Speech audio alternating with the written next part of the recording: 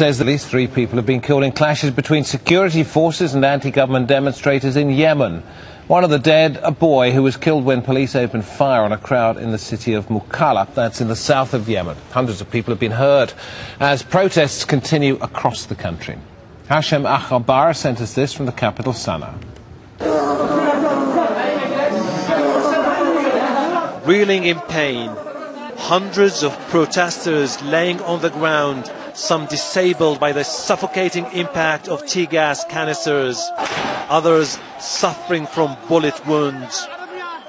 A chaotic scene at the University Square where thousands of protesters were attacked by security forces early Saturday.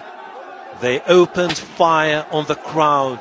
They also used water cannons mixed with gas in a desperate attempt to disperse the crowds. This makeshift clinic overwhelmed by the growing numbers of casualties. Doctors treating some of the patients say the government is using nerve gas.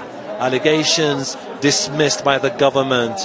This is the second attack in 3 days targeting this crowd of pro-democracy protesters determined to oust President Ali Abdullah Saleh.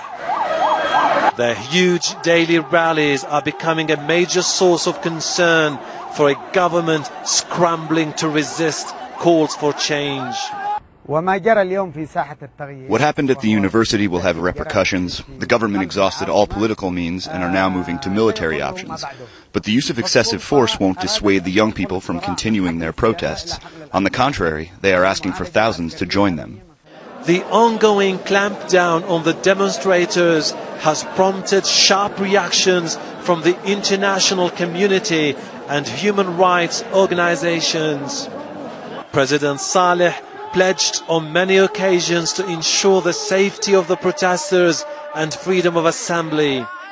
But he also described the protesters as stooges used by foreign powers to destabilize Yemen. The latest spate of violence is an alarming sign that things could spin out of control.